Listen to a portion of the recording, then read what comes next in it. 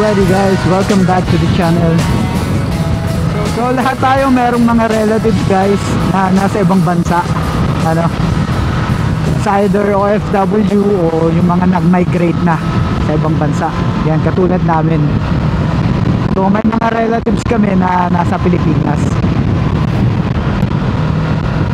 So kaninang umaga, naka-receive kami ng message doon sa isang relative namin na nasa Pilipinas, na nasa Manila, na yung Facebook account o messenger account ng asawa niya is na-hack. So madaling salita, heads up, sinabi niya sa amin na kung sakaling manghingi ng pera yung account na yon, kahit kanino sa amin dito, wag naming papansinin o kaya i-block na lang. So ako, being me, inintay ko na mag-message sa akin yung account na yon nung pinakabayaw namin. Actually ang tawagan namin nun yaw o bayaw, ano, yaw for short ng bayaw. So ito yung message niya, humihiram siya ng 1K. So ako naman, dahil nga nabigyan na ng heads up, alam ko na yung mangyayari. No, buti na lang nabasa ko yung yung message na yun. So yan yung reply ko sa kanya. Sabi ko, ba't 1K lang? Ba't 10K na? So reply niya, sabi niya 1K lang. Sabi ko, hindi, parang. So sabi niya 5K, okay. So ramdam na ramdam mo, di ba, na doon pa lang hindi na yun yung bayaw ko, kasi yung bayaw ko never yan manghingi ng pera eh. Kumbaga, kung meron kang pakisuyo sa kanya na trabahuhin niya doon o gagawin man doon sa bahay, sasabihin niya sa'yo, ikaw na bahala. Ayun, ganun ang style yung bayaw ko, kaya magkasundo kami niyan. Okay, so yun, doon ko na confirm na talagang hindi siya yun, kasi hindi yun magbabanggit ng ng presyo eh. So madaling salita guys, nilaro-laro ko siya na makuha ko yung loob niya, hanggang siya na rin yung nag-offer na ipadala ko yung pera through GCash na lang daw. Sabi ko okay, padala natin yung GCash. Sabi ko, sige, padala mo sa akin yung bigay mo sa akin yung number, sabi ko. So sabi niya sa akin, obviously hindi niya may bibigay yung number kasi magiging iba, di ba? Alam ko kung ano yung number ni Bayaw. So ginawa niya, sabi niya sa akin, QR code mo na lang, QR code na lang ibigay mo. Yaw, dahil nga bibigyan ko siya ng pera, so in interest niya, binigay niya ngayon yung number. Nagbigay siya ng number tapos ng pangalan. Ayan yung binigay niya na number, tsaka yung pangalan. So S lang yung dulo. So tinext ko siya, ano tong S, sabi ko. So nagreply siya, sabi niya Santos.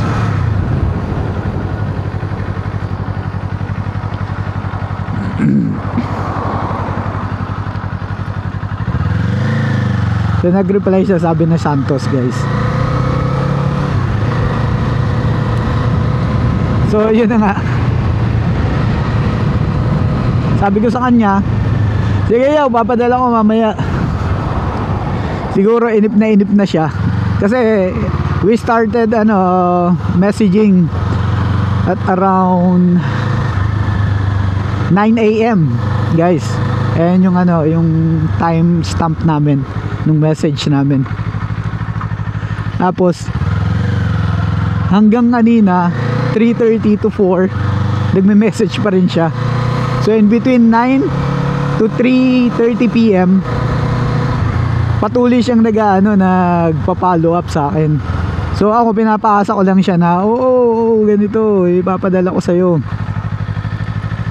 Nasa bahay lang kasi yung isang cellphone ko, yun yung may load, ito walang load to, sabi ko. So ayun, nag-iintay pa rin siya guys hanggang ngayon, on my way home na, nag-iintay pa rin siya na, o umaasa at nag-iintay na mapadala yung pera. Ayan nga yung ano niya, message nyo. Sure yan niya, oh.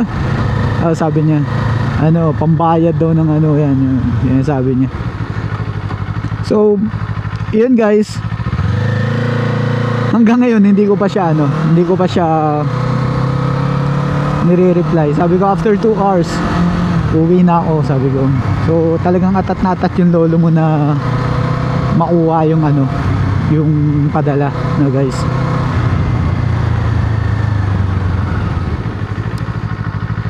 So yun guys, parang ano, heads up lang, no, dun sa mga may relatives sa ibang bansa na ingat kayo dyan sa ano, sa Pilipinas. Pag kami nangyari talaga na ganun talaga na hack na nga yung ganyan na account,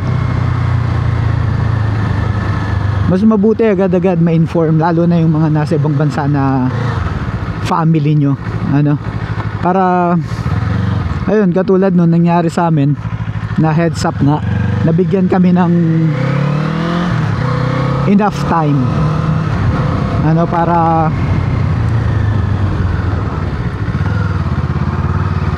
malaman na ganun yung nangyari.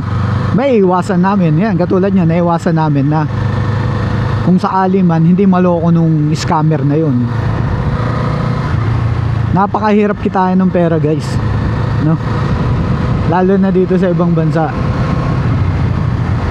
Tapos siyempre kami na mga nandito sa ibang bansa, ready naman kaming dumulong dun sa mga family na nasa Pilipinas siyempre.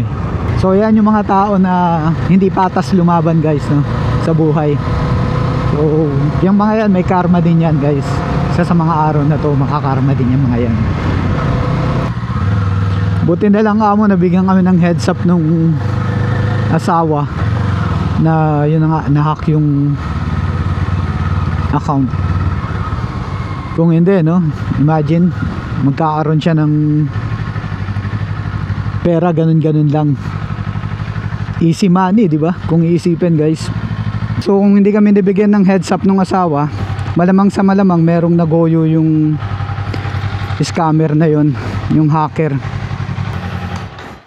Imagine, ang galing magpanggap di ba? So yun guys, siguro ingat na lang talaga sa mga gadgets, sa mga accounts.